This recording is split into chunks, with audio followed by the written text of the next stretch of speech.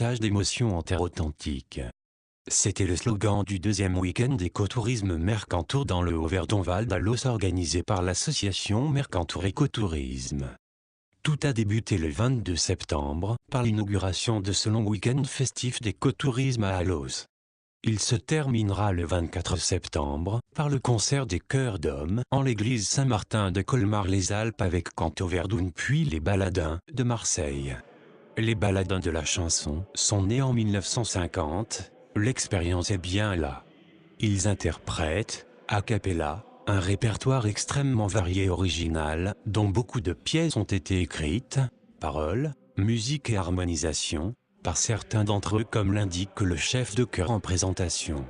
Encore une fois une belle proposition vocale des deux groupes.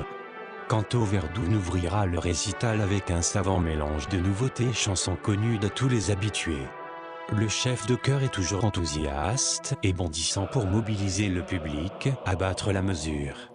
Les Marseillais avaient une technique vocale très bien rodée, le tout sans pupitre, un vrai plaisir d'écoute. Peut-être un regret qu'il n'y ait pas plus de public pour écouter les prestations vocales de ces deux groupes.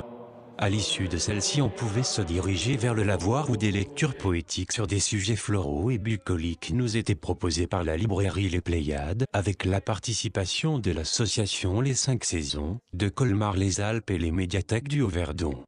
Un vrai régal pour les oreilles avec des intonations qui nous emmenaient au cœur de l'histoire dans les chemins bucoliques imaginaires. C'était ensuite l'heure de partager le verre de l'amitié au bord du lavoir. L'association Écotourisme Mercantour profitait de cette occasion pour remettre à la mairie de Colmar-les-Alpes un panneau de commune engagée dans l'écotourisme, qui sera sans doute affiché à l'office de tourisme pour l'information du public. On va clôturer ce week-end d'écotourisme avec l'association Les 5 Saisons qui nous offre leur lecture et on les en remercie. Petite lecture. Petite lecture. Cette histoire se passe dans 50 ans, quand les enfants d'aujourd'hui seront devenus des personnes âgées aux cheveux blancs. Elle se passe plus exactement le jour de Noël de l'année 2067, sur les montagnes des Alpes. Antonin, 6 ans, il est en vacances chez sa grand-mère, dans la vieille maison de famille. Et puisqu'en ce jour d'hiver il pleut très fort, le garçon joue à l'intérieur avec sa lampe de poche. Il explore le grenier, encombré d'objets poussiéreux et de toiles d'araignée. Boum, badaboum. Quel est ce boucan dans l'escalier? C'est le petit qui redescend en trimballant quelque chose de lourd qui rebondit sur les marches. Lorsqu'il parvient dans le salon, il tient sa trouvaille droit devant lui et demande « Dis, grand-maman, c'est quoi ce grand truc en bois ?» Oh là là, mais ça c'est une luge, mon garçon. Une luge? Mais ça sert à quoi? Malheureusement, ça ne sert plus à grand-chose. Mais quand j'étais petite, il y avait beaucoup de neige par ici, en hiver. Alors on prenait nos luges, on s'asseyait dessus, puis on se laissait glisser vers le bas, jusqu'au village. C'était rigolo? Ah ça oui alors, c'était vraiment rigolo. Et puis c'était beau. Tout était blanc autour de la maison et de longues carottes de glace se pendaient au bord du toit. Pour les faire tomber, on lançait des boules de neige et quand la neige collait bien, on fabriquait avec des bonhommes bien plus hauts que toi. Antonin regarde par la fenêtre. La pluie continue à tomber, ajoutant un peu plus de boue à la mare qui entoure déjà la maison. Oh, j'aimerais aussi faire de la luge. Pourquoi il n'y a jamais de neige pour moi maintenant? Ouais, parce que maintenant, il ne fait pas assez froid en hiver. La neige fond avant d'arriver au sol et donne de la pluie. Trop de pluie. Et pourquoi il faisait moins chaud quand tu étais petite? Tu sais, quand j'avais ton âge, cela faisait des années déjà que les savants avaient mis en garde le monde entier. Attention, disait-il, il va faire de plus en plus chaud sur notre planète. Parce qu'on gaspille les réserves de pétrole, de charbon et de gaz qui existent sous la terre. On les brûle dans les usines pour fabriquer des objets ou pour faire de l'électricité. On les brûle pour faire avancer des millions de voitures, de bateaux et puis d'avions. On les brûle pour chauffer les maisons et puis on brûle aussi trop de déchets. Alors, lorsqu'on brûle quelque chose, cela libère du gaz carbonique. S'il y en a un peu dans l'air, c'est très bien, car les plantes l'aspirent pour pouvoir pousser. Mais s'il y en a trop, la chaleur du soleil est comme piégée sur la terre et il fait de plus en plus chaud. Et quand il fait trop chaud, il n'y a pas de neige et les enfants peuvent pas faire de luge. Mais pourquoi les gens n'ont pas écouté les savants quand tu étais petite? Ah, ils les ont écoutés, bien sûr, mais ils n'ont pas réussi à changer leur habitude. La plupart se sont dit que ce n'était pas si important, qu'on trouverait bien une solution technique. Et aussi que les savants se trompaient peut-être aussi. Alors ils se sont pas trompés. Oh non, ça a même été pire et puis plus vite que prévu. Tu vois, maintenant on est obligé de fêter Noël avec un sapin artificiel en flambeau vert. Quand j'étais petite, on prenait un vrai sapin que mon père coupait dans la forêt. Mais il laissait toujours un ou deux petits sapins pousser à sa place. Aujourd'hui, les vrais sapins ont disparu des Alpes. Ils n'ont pas supporté le changement du climat. Trop humide en hiver et trop chaud en été. Et ils ont attrapé une maladie qui n'existait pas en Europe quand il y avait encore de la neige. Quand tu étais petite et qu'il y avait des sapins dans les Alpes, est-ce qu'il y avait aussi des dromadaires? Des dromadaires? Ah, dans les Alpes? Mais quel dromadaire? Des dromadaires dans les Alpes. Ceux qu'on met sous le sapin avec le petit geyser. Songeuse montagne.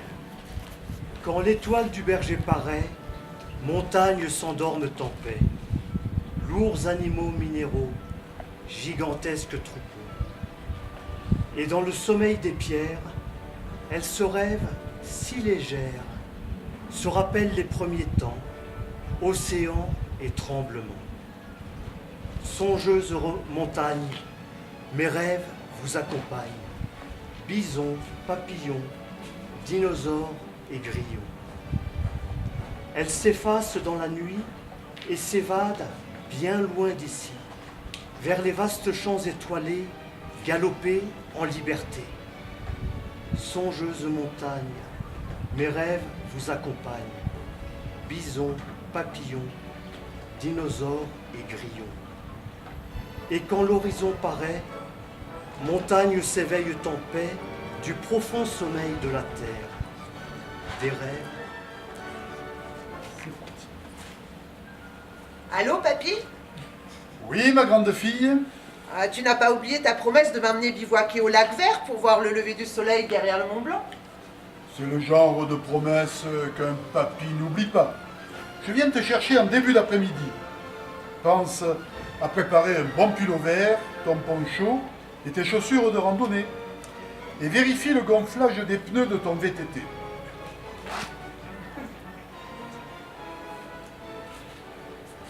Ils sont arrivés. Nous allons attacher nos vélos au tronc de ce petit sorbier. Ne traînons pas, le lac est encore à 2 heures de marche et il est 4 heures de l'après-midi. Papy, pourquoi s'appelle-t-il le lac Vert? À cause de sa couleur, pardi. Oui, bien sûr, mais pourquoi est-il vert? Parce que des algues vertes en tapissent le fond et que son eau est très pure, donc transparente. Papy, j'ai soif, mais ma gourde est vide.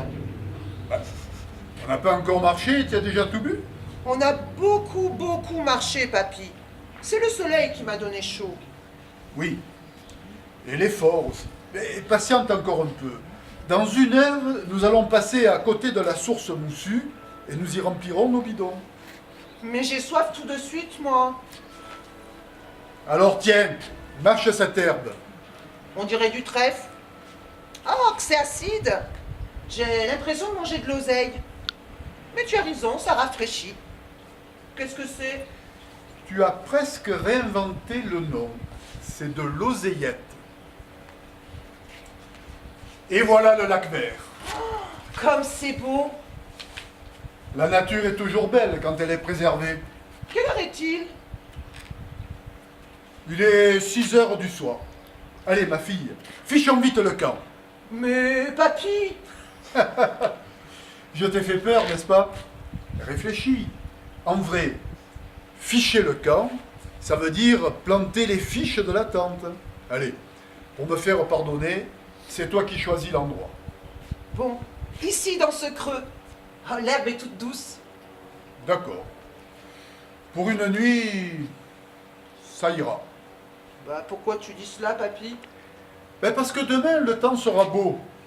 Si nous devions camper plus longtemps, il faudrait peut-être plutôt choisir ce petit monticule. À cause de la pluie? Parfaitement. Dans cette petite cuvette, nous risquerions d'être inondés en cas d'orage. Et comment peux-tu être aussi sûr qu'il fera beau? Ah. Pour au moins 4 raisons, ma fifille. Ce matin, j'ai observé les hirondelles. Et elles volaient très haut. De plus, comme tu peux le constater, les avions ne laissent pas de traînées dans le ciel. Remarque ensuite comme les écailles des pignes de ce pendarole sont bien ouvertes. Et enfin, regarde vers l'ouest. Le soleil se couche dans le clair. Tout ceci réuni fait que je peux te promettre, presque à coup sûr, un temps sec pour cette nuit et du soleil pour demain matin. Comment ferons-nous demain? Nous allons devoir nous lever avant l'aube pour monter à cette crête d'où l'on voit bien le Mont Blanc. Nous marcherons de nuit à la lampe. Alors, mangeons vite un morceau et à 9 h au lit. Bah, comment vas-tu faire pour te réveiller? Ah, tu vas faire sonner ta montre? Ce serait difficile, j'ai pas de montre. Bah, comment ça, tu n'as pas de montre? Bah, plusieurs fois aujourd'hui, tu m'as dit l'heure. Comment fais-tu? Ça, c'est mon secret. Allez, papy. Demain, ma petite. Demain, tu sauras. Il te suffira de poser la question chaque fois que je t'indiquerai l'heure.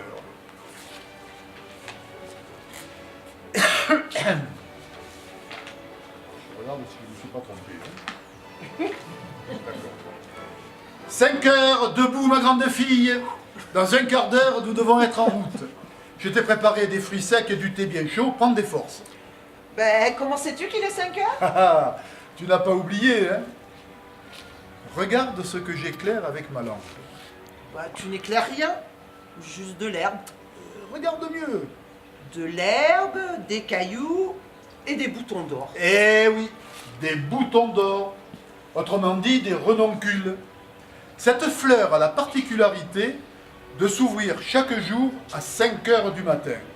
Elle ne se trompe jamais.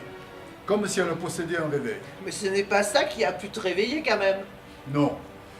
Mais tout comme cette petite fleur, les hommes aussi possèdent naturellement une sorte d'horloge interne. Toute ma vie, je me suis réveillé tôt pour aller travailler. Et cela m'est resté. Et hier soir, pour aller se coucher, comment as-tu su qu'il était 9 heures? Les silènes. Tu sais, ces petites fleurs qu'on appelle les compagnons blancs. À 21 h, ils s'ouvrent. Quelque temps plus tard. C'était pas trop dur la montée? Non, papy, mais j'aime bien marcher de nuit à la frontale. Tu n'as pas froid? Avec le vent, si un peu. C'est la brise de l'aube. Enveloppe-toi dans ton poncho pour couper le courant d'air. Il est 6 heures passées, le spectacle va commencer. Bah, quelle est la fleur qui te l'indique cette fois? Ce pissenlit à côté de toi. Hier, quand nous avons commencé à marcher, tu as dit qu'il était 4 heures de l'après-midi. C'était quelle fleur qui s'ouvrait? Les petits liserons du bord des chemins. Mais ils ne s'ouvraient pas, ils se chiffonnaient. Et à 6 heures du soir, quand nous sommes arrivés? Les onagres s'épanouissaient. C'est quoi ça? De jolies fleurs jaunes un peu échevelées sur des grandes tiges. Il y en avait sur le bord du ruisseau, en aval du lac vert. Elle est rigolote ta montre, papy. Et toujours à l'heure, hein, pour qui n'est pas à 5 minutes près. Tu m'apprendras à connaître les fleurs? Et j'ai déjà commencé. Regarde ma fille, le ciel rougit. On commence à deviner la silhouette des montagnes. C'est quoi cette grande pyramide à gauche? C'est l'aiguille verte. Papy, le ciel devient orange. Comme c'est beau. Et il est où le Mont Blanc? C'est cette énorme masse qui fait le gros dos. Dis-moi, c'est dur de grimper là-haut?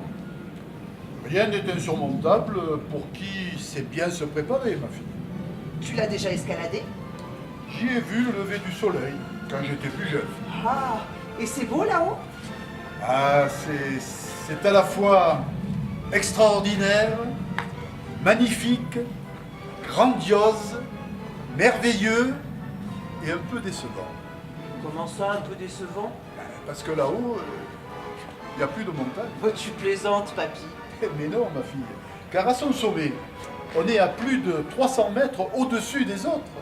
Vu d'en bas, une montagne te paraît énorme, mais quand tu as fini son ascension, quand tu es en haut, tu es plus grand qu'elle, tu ne la vois plus.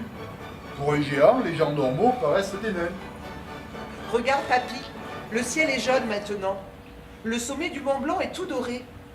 Je crois qu'il va encore faire beau aujourd'hui. Je n'en suis pas si sûr. Regarde l'aiguille verte.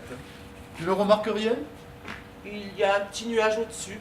Sais-tu ce que disent les montagnards? Quand la verte veut, Mont Blanc ne peut. Le temps va rapidement changer. Il ne va pas pleuvoir tout de suite, tout de même. Non. Non, mais il est possible qu'il y ait un orage avant la fin de la journée. Redescendons. Nous devrions être au camp vers 8 heures. Comment peux-tu dire cela? Ben, c'est bien facile. À cette époque de l'année, le soleil se lève vers 6h30. Il doit donc être près de 7h du matin. Il fait un peu jour, mais le soleil n'est pas encore levé. Mais si! Les Italiens de l'autre côté du massif sont déjà au soleil. Ici, il fait sombre parce que nous sommes encore dans l'ombre gigantesque du Mont Blanc. Tu n'as pas plutôt une fleur pour vérifier qu'il est 7 heures? Il y aurait bien l'œillet d'Inde, mais il n'en pousse pas en cet endroit. Comme il nous faut une petite heure pour redescendre, nous serons à la tente quand les épervières pilocelles s'ouvriront. Il sera à peu près 8 heures. L'épervière, c'est cette plante que tu vois un peu partout dans l'alpage. Elle fleurit jaune ou un peu orangé. Tu vas pouvoir vérifier ma montre. D'accord. Ensuite, qu'est-ce qu'on fait? Une heure pour manger un morceau, démonter la tente, rassembler nos affaires et refaire les sacs. Nous partirons quand les fleurs de l'éteuron se fermeront. Et nous devrions être en bas pour l'ouverture des ornithogales. Je ne connais pas cette plante, moi. On appelle couramment la dame de 11 heures. Tu verras. Il y en a dans le fossé près des vélos. On dirait un bouquet de jolis petits lys blancs. Si tu n'es pas trop fatigué pour bien pédaler, quand le mouron rouge se fermera, nous serons chez toi. Il sera 14 heures. Tu vois, moi aussi, je sais compter. Oh, papy, tu as la plus belle montre du monde.